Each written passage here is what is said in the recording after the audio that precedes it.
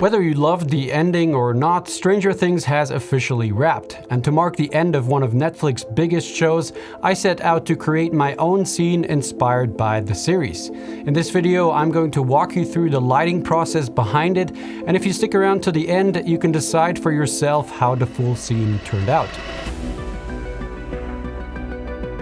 Let's start with the opening scene where our main character runs into the house. We first need to create this moonlight shining through the door. So the first light we're going to set up is the Evoke 600C here. And we're going to have that high up on the high riser. We're going to try and mimic some moonlight here. The cool thing is about the 600C is that it's IP66 rated. It's been raining pretty much the whole day. Luckily it ended now, the rain. But if it would come back, we would have no worries. I mean, this is like basically storm proof, so we could have it out in the rain, no problem. So we're gonna get this up on the high riser here. So one thing is, of course, we wanna get the light up as high as possible to mimic the moon. And then we also want a hard source of light. So we're gonna add the Fresnel here. This is a new Fresnel from Nanlink. This is the FL22E. I'm gonna show you in a second what's special about this one. Let me just get it on there. Also, by the way, what I love about these new Nanlite fixtures or Nanlink fixtures is that they're all in one design. So basically all you need is one cable that goes straight into the head here, and then you just plug that into the power outlet. So you don't need a big ballast or anything. It's really easy and quick to set up. The thing is, of course, we're gonna get the 600C quite high up, so I'm not gonna be able to reach the light, but it comes with this control box here, and that's gonna allow me to control the light if I want to, but my preferred way is anyway to use the app. So I'll probably use the app, but I'm just going to put this on just to be sure if I need it, then it's there. So the Evoke 600C has this new Nebula C8 light engine, and that means we can get a really wide CCT range. So I can go all the way from 1000 Kelvin, which is pretty much red light, all the way up to 20,000 Kelvin, which is really cool light. This is great, you know, because if we want to mimic moonlight here, so we want to get that really cool light. Probably not 20,000. We're going to have a look in the camera what it looks like, probably more around 10,000 or maybe even 15,000.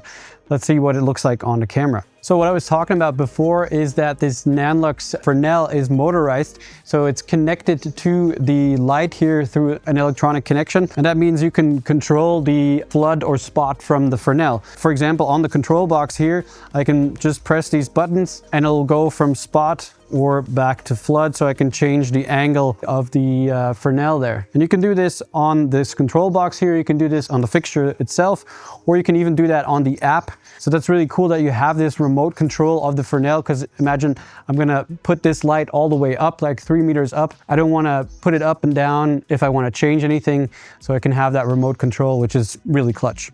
This is what it looks like from the inside right now, and you can tell that it doesn't look quite right yet. We're getting a lot of light on the wall right here, and this is just filling in the entire entryway way too much. So you can see right there the angle of the light. You can tell that the light's actually not very high. That kind of gives it away that it's not really moonlight, or it couldn't be moonlight because the angle is just not steep enough. So what we're going to do is move in the light a little bit, get the angle much more downward, I guess you could say, and that's probably going to fix our little problem here. So here's what that same shot looks like with the Evoke 600C closer and at a steeper angle. You can tell how that's reduced the spill by a lot on the wall here, and also it makes this light a lot more believable. It now creates a creepy cool vibe, and it also silhouettes the character nicely in front of the door until he turns on the light. And that brings us to the second light in this scene, the light coming from the top when our character hits the light switch. The existing ceiling light would be much too bright and flood the entire space, so we had to bring in our own fixture, a PavoSlim 120C panel. Now, because we're working in such a small space and we needed the light overhead, we had to come up with a somewhat creative idea to rig it in place. Luckily, the PavoSlim is so thin and lightweight, making it pretty much ideal for a situation like this. This PavoSlim was going to mimic our household ceiling lamp, so we set it to a warm 3200 Kelvin temperature. This doesn't only feel natural, but also creates a nice color contrast with the cold moonlight coming through the door. To control any light spilling onto the walls and have it beam almost directly down onto our character, we used a grid and also flagged off the light with these skirts. This top light combined with the moonlight coming in through the door was enough to light our subject for the close-ups as well. However, we played around with these two small Nanlink tubes.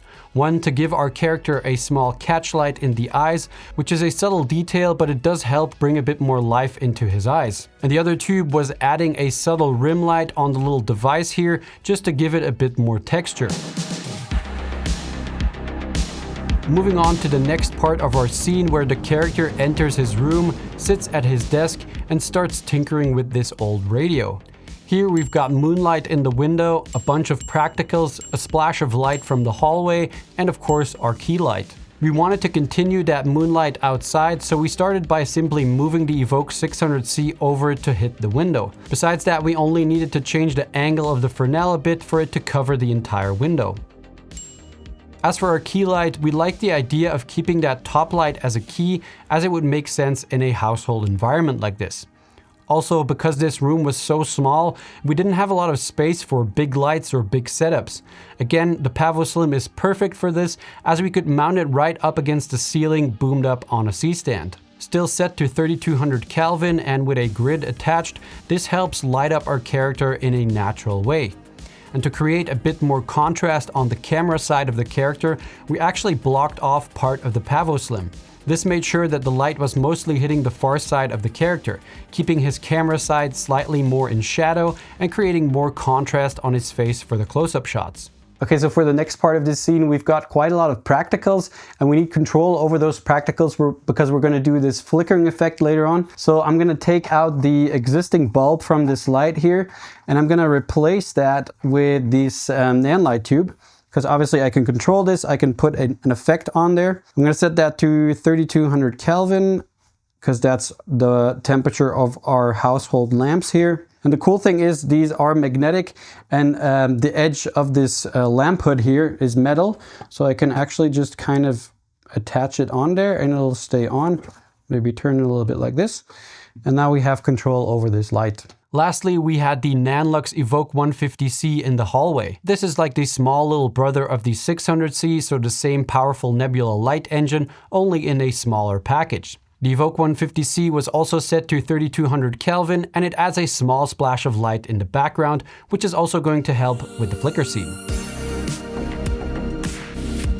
At this point in our small story, the character has made contact with the Upside Down, and true to Stranger Things, the light on his desk starts to flicker. Now this was the only light we didn't have full control over, so we actually turned it on and off manually using one of these little remotes.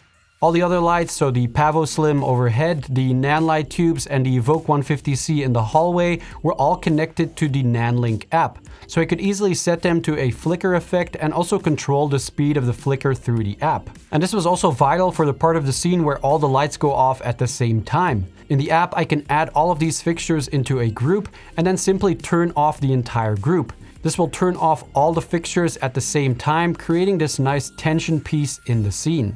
At this point, the tension breaks and our character is left in a completely dark room with nothing but moonlight and a bit of light coming from the old radio. Here the gate to the Upside Down opens and we needed a hard red light coming through the hallway door. So we added a projection attachment to the Evoke 150C. Using the flags of the projection attachment, we were able to create a controlled direct beam of light casting onto the floor and onto our character. Then we simply opened the door to reveal the red beam of light from the Upside Down.